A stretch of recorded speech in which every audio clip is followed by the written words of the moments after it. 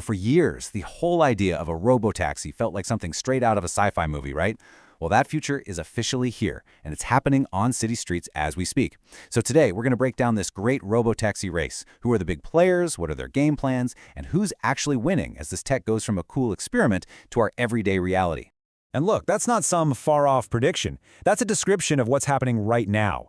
After more than a decade of development behind closed doors, this race has just exploded into public view, and honestly, the results are pretty fascinating. So what's changed? Well, for the very first time, we're seeing multiple huge, well-funded companies with fully autonomous cars picking up regular people on public roads. This isn't just some test on a closed course anymore. This is the real deal, the beginning of a whole new era in how we get around. Okay, so let's get into it, starting with the main battleground, the United States. Right now, we've got three major frontrunners, but they could not be more different in how they're trying to win this thing. It's a true clash of strategies. So who's in the ring? First up, you've got Waymo, which is owned by Alphabet, Google's parent company. They're the veteran leader, betting that all their years of data and a slow and steady expansion is the way to win. Then you have Zoox, Amazon's secret weapon, this dark horse innovator that's trying to completely reinvent the car itself. It's a huge gamble. And finally, of course, you have Tesla, the hyped-up wildcard, promising a revolution that so far looks very different in the real world. So what is this number? 450,000. That's the estimated number of rides Waymo is providing every single week. We're not talking about a small test fleet here. This is a massive, real-world operation that gives them an unbelievable head start in terms of scale and experience. They're already up and running in big cities like San Francisco, Phoenix, and LA.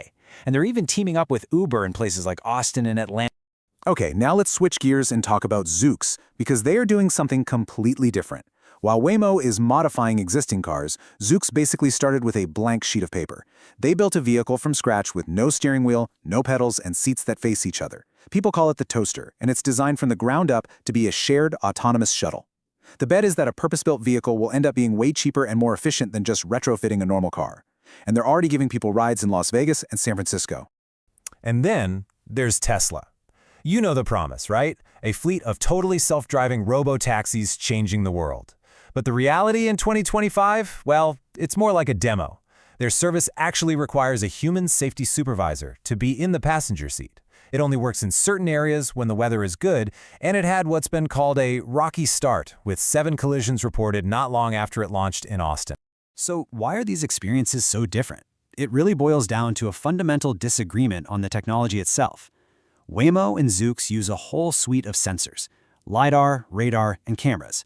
This gives the car multiple overlapping ways to see the world. It's all about redundancy. Tesla, on the other hand, is betting pretty much everything on just cameras. Their argument is, hey, humans drive with 2 eyes, so a super smart computer should be able to too. If they're right, it could be way cheaper and scale faster. But critics say it's missing crucial safety layers. Honestly, it's one of the biggest debates in the entire industry. Look, all this corporate strategy and tech talk is one thing.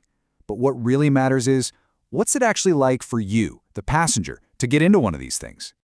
To find out, one reporter in the San Francisco Bay Area did the ultimate test. They hailed both a Tesla and a Waymo on the same day to really compare the experience head-to-head. And right away, this shows one of the first huge differences: just being able to get one. The Tesla, which remember, still has a human supervisor, took almost 40 minutes to show up. The fully driverless Waymo? Just 15 minutes. When you're trying to get to the airport, that's a massive difference. The Tesla ride itself was fine, uneventful. But with a safety supervisor sitting right there, it didn't really feel like a glimpse of the future. It just felt like a normal rideshare, except you have a very, very attentive passenger. The Waymo ride, though, that was something else entirely. I mean, picture this. The car pulls up and the driver's seat is completely, almost weirdly, empty. The doors open on their own, you get in, and it just starts driving. That's the moment the sci-fi promise becomes real. As the reporter said, it was, as promised, a driverless car. That feeling is something fundamentally new. But don't make the mistake of thinking this is just a US race. Not at all. In fact, some of the biggest and fastest moves are happening on the other side of the planet. China has gone all in on robotaxis. With clear government regulations that actually support this stuff, combined with these incredibly dense cities, the country has become the perfect place for this technology to grow. allowing their local companies to scale up at an unbelievable speed. Let's just look at the raw numbers. While Waymo is the current leader with those 450,000 weekly rides, check out Baidu's Apollo Go service in China. They've already blown past 250,000 driverless rides a week, and they're operating in 22 cities. They are a massive and very serious competitor on the world stage. And now, these services are starting to cross borders. Baidu is partnering with Lyft to launch in the UK and Germany. Another Chinese company, WeRide, is working with Uber over in Abu Dhabi. Even Waymo is out there testing in London and Tokyo. The era of being able to hail a robotaxi in major cities all over the world, it's getting here a lot faster than anyone thought. So, with the race going global and the technology proving itself on the streets, what's left? What are the final hurdles standing between what we have today and a world where robotaxis are just everywhere? It really comes down to three major hurdles.